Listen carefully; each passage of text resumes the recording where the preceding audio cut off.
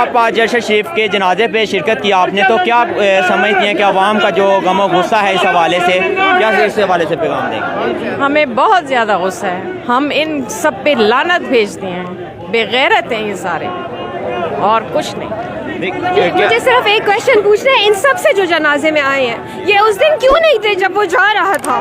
اور یہ خون چاہیے، ابھی خون کے لیے ہم اب آزادی لڑیں گے۔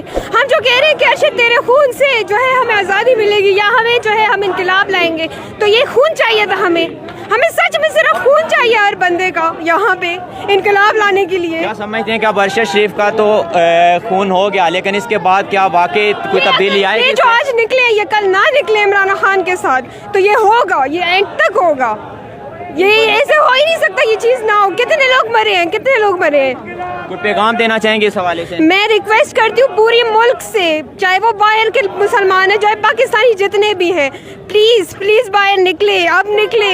یہ بہت بڑی قربانی دی ہے اس شخص نے ہمارے لیے، اگر آج بھی ہم نہیں نکلتے نا ہم کچھ نہیں کر سکتے، ہم اسی طرح غلام رہیں گے اگر ہم نہیں نکلے۔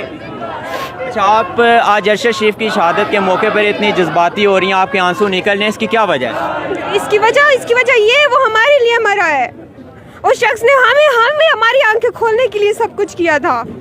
ہماری آنکھیں کھلی ہے یا نہیں اس کا حساب ہمیں 4 نومبر کو اسلام آباد میں پتہ چل جائے گا کہ ہماری آنکھیں کھلی ہے کہ نہیں۔ یہاں پر جنازے میں شرکت کی ہے، کیا سمجھتے ہیں کہ قوم کی آنکھیں کھلی یا نہیں؟ یہ کھلی ہے لیکن یہ بند نہیں ہونی چاہیے 4 نومبر تک، یہ جب تک عمران خان یہاں نہیں آتا یہ بند نہیں ہونی چاہیے۔ فیصل واڈا نہیں بننا کسی نے۔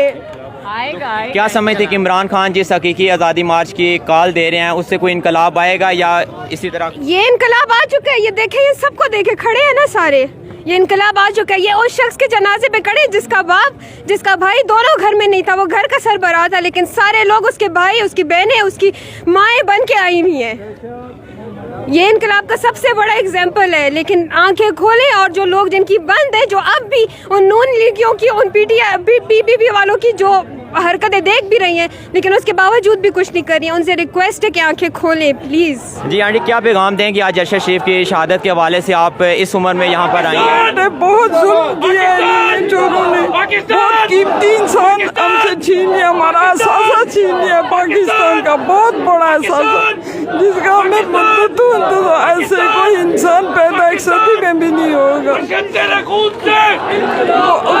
اس کے خون سے گنا انشاءاللہ انقلاب لائیں گے، ہم لوگ کھڑے اور آخری خون کے قطرے تک کھڑے رہیں گے۔ کیا پیغام دینا چاہیں گے؟ اپنی قوم کو، یہ سارے لوگوں کو یہ ہم نکلے آزادی کے لیے، حقیقی آزادی کے لیے نکلے، جنہوں نے ہمارے قیمتی احساسوں کو ہم سے چھین لیا ہے، ان سب کو نیست و نابود کر دے، آمین۔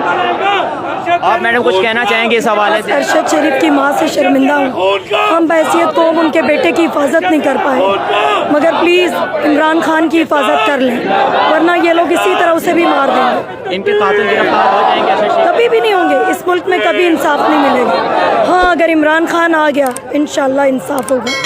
ہم جتنے فیصل واڈا پیدا ہو جائیں خان کے ساتھ تھے، ہیں اور رہیں گے، ہمارے سامنے اس کی ساری زندگی ہے۔ فیصل واڈا اسٹیبلشمنٹ کوئی نہیں ہمیں بتائے، یہ بھی خان کا کھلاڑی مر گیا، ہم بھی جان دیں گے، کوئی مسئلہ نہیں۔